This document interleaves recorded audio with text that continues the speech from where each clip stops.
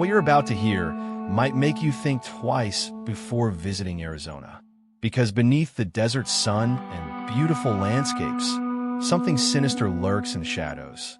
These aren't just old buildings. These are places where the veil between our world and the next has grown dangerously thin, where the dead refuse to rest, and where visitors have experienced things that defy all logical explanation. I'm taking you to Arizona's 3 most haunted locations, and I promise you, by the end of this video, you'll understand why even paranormal investigators fear these places. Let's begin. Birdcage Theater, Tombstone. Our journey starts in Tombstone, Arizona, a town literally named after death itself. And if you think that's just a coincidence, you're dead wrong. In the heart of this Wild West town stands the Birdcage Theater, a place the New York Times once called the wildest, wickedest night spot between Basin Street and the Barbary Coast. Built in 1881, this wasn't your typical theater. This was where cowboys, outlaws, and gunfighters came to drink, gamble, and, well, often meet their maker. The building operated 24 hours a day, 7 days a week for 8 years straight. 8 years, without closing once. And during that time, over 26 people were killed within these walls. 26 souls who met violent, bloody ends in bar fights and shootouts. Their blood literally soaked into the floorboards. But here's where it gets truly disturbing. The building still has 140 bullet holes in the walls and ceiling. You can see them. You can touch them. Physical evidence of the violence that occurred here. And those who died, they never left.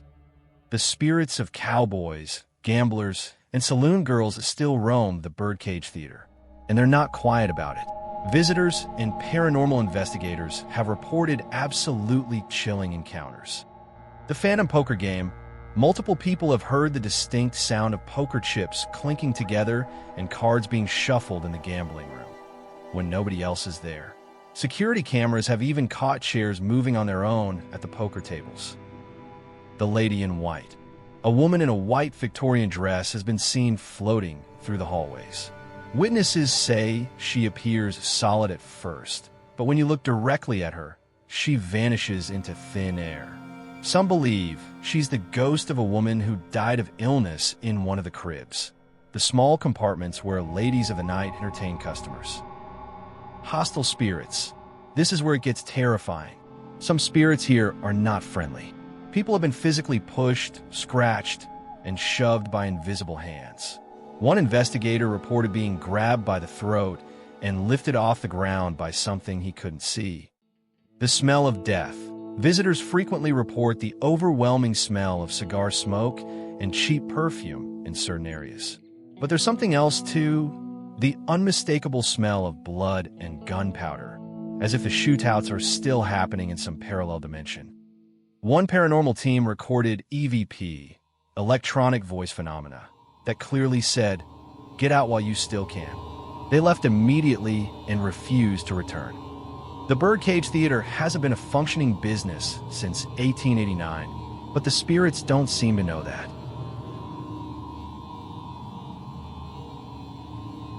Vulture Gold Mine, Wickenburg. Number 2 takes us to the Vulture Gold Mine near Wickenburg. And let me tell you, this place earned its haunted reputation through greed, violence, and brutal frontier justice. Discovered in 1863 by Henry Wickenburg, this became Arizona's most profitable gold mine during the gold rush era.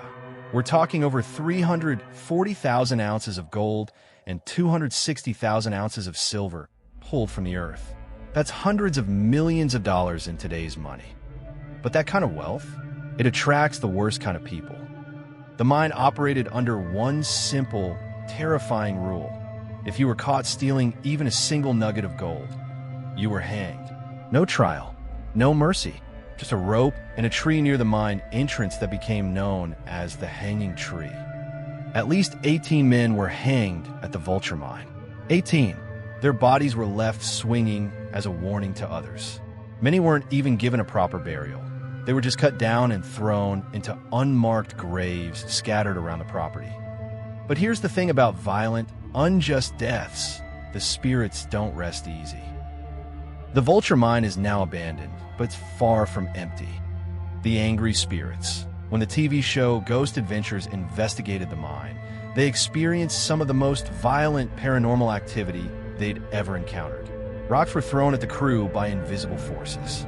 Not small pebbles, rocks. One hit a cameraman in the back hard enough to leave a bruise. The threatening voices. Using audio equipment, they captured clear EVPs with voices saying, "Get out, and you're gonna die here." The voice analysis showed these weren't from anyone on the crew. The hanging tree. People who get too close to the area where the hangings occurred report feeling an overwhelming sense of dread and panic. Some say they feel phantom hands around their throats. Others have had rope burns appear on their necks with no physical explanation. The mess hall phantom. In the old mess hall where miners ate, visitors smell fresh-cooked food, bacon, coffee, bread, despite no one having cooked there in over a century. They hear the clanging of pots and pans, footsteps on the wooden floors, and men's voices arguing in heated tones. The shadow miners. Deep in the mine shafts, people have seen shadowy figures moving through the tunnels carrying lanterns. When approached, the figures vanish, but the cold spot where they stood remains for several minutes. One visitor reported seeing a man in old mining clothes walking toward the entrance. She called out to him, thinking he was a tour guide. He turned, made direct eye contact with her, and she said his eyes were completely hollow, just empty black voids. She ran to her car and didn't stop until she was miles away. The spirits of the Vulture Mine aren't just haunting the place. They're protecting it, violently, as if they're still enforcing that brutal no-stealing rule from beyond the grave. Jerome Grand Hotel, Jerome. The most haunted location in all of Arizona. The Jerome Grand Hotel. But here's the thing, this wasn't always a hotel. This massive 4-story building sitting high on Cleopatra Hill was constructed in 1927 as the United Verde Hospital. And this wasn't just any hospital. This was where the broken bodies of miners were brought after catastrophic accidents in the copper mines.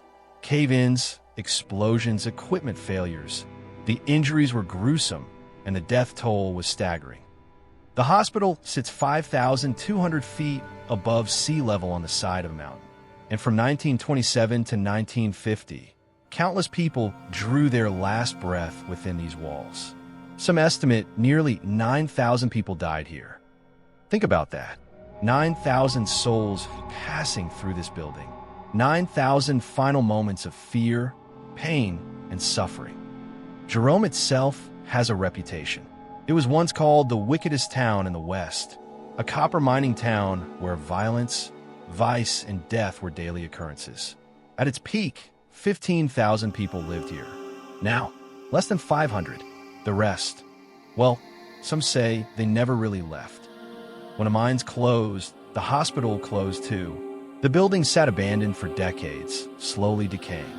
But when it was converted into the Jerome Grand Hotel in 1990s, the new owners quickly realized they weren't alone. The Jerome Grand Hotel isn't just haunted, it's actively haunted. The spirits here interact with the living constantly. Claude Harvey, the maintenance man. In 1935, maintenance worker Claude Harvey was crushed to death in the elevator shaft. His body was mangled beyond recognition, and his spirit still rides that elevator. Guests report the elevator moving on its own, stopping at floors where no one called it. Security footage shows the elevator doors opening and closing with no one inside. But here's the terrifying part. When people are eyeing the elevator, they feel someone standing behind them. They feel breath on their necks. But when they turn around, nothing. One guest recorded video of the elevator panel where buttons were being pressed by invisible fingers right in front of her. You can watch the buttons physically depress one by one, floor by floor, with absolutely no one touching them. The phantom nurses. Multiple guests have reported waking up in the middle of the night to see nurses in vintage 1920s to 1930s uniforms standing at the foot of their beds. The nurses appear solid and real. They're checking charts, adjusting non-existent medical equipment and monitoring patients who haven't existed for 70 years. When guests try to speak to them, the nurses look directly at them with expressions of concern and then dissolve into nothing. The screaming. This is the most disturbing phenomenon. Throughout the night, guests and staff hear screaming. Not faint whispers or distant moans, screaming. Blood-curdling cries of pain and terror echoing through the hallways. It sounds like someone is dying, because someone was dying, over and over again in those same rooms decades ago. Security has been called countless times by terrified guests reporting someone being murdered in the hotel. When staff arrive, the rooms are empty, but the screaming continues. Room 32. Do not enter. This room has the most activity. It was once the operating room where emergency surgeries were performed. Guests who stay in this room report waking up unable to move, as if being held down by invisible hands. Seeing full-bodied apparitions of doctors and nurses. Smelling antiseptic and blood. Hearing the sound of surgical equipment. Having objects thrown across the room. Being physically touched, pushed, and grabbed. One couple checked out at 2 a.m. after watching their suitcase lift off the floor and fly across the room. They refused to even pack it. They just ran. The little boy, perhaps the saddest spirit, is a young child, estimated to be around 6 or 7 years old. He's been seen playing in the hallways, bouncing a ball that makes no sound. He appears completely solid and real, and several guests have tried to ask him if he's lost. He always responds the same way. He points to one of the patient rooms and says, "My mommy's in there, but she won't wake up." Then he vanishes. Investigators believe he's the spirit of a child whose mother died in the hospital, and he's been waiting for her to wake up for nearly 100 years. The shadow people. In the basement, the old morgue area, people report seeing tall, dark shadow figures that move impossibly fast. These aren't human-shaped shadows. They're darker than dark, like holes in reality itself. A security guard quit after one of these shadow figures chased him up the stairs from the basement.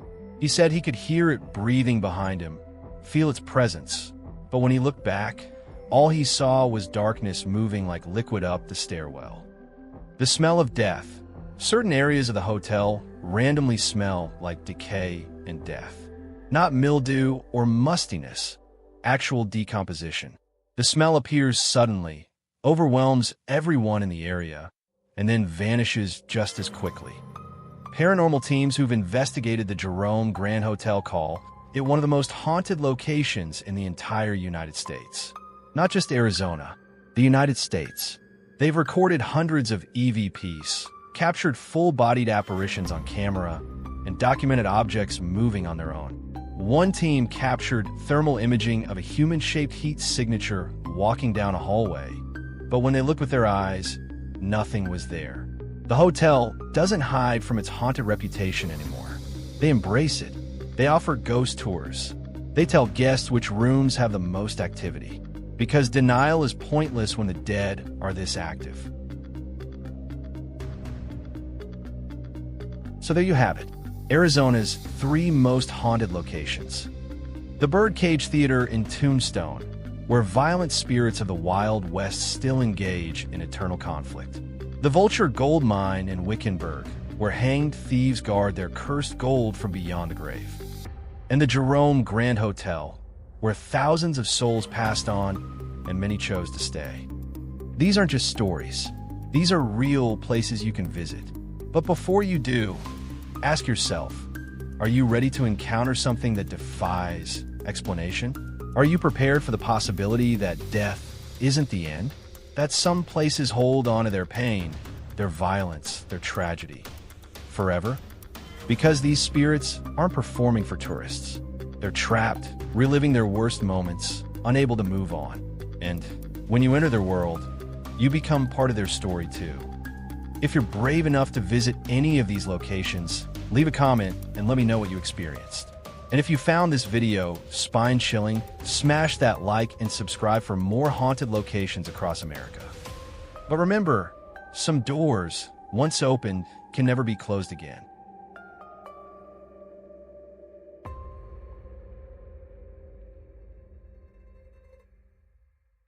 If you enjoyed the video, please give it a thumbs up and subscribe for more horror content every week. Your support keeps this channel going. Thanks for hanging out in the dark with me. See you next time.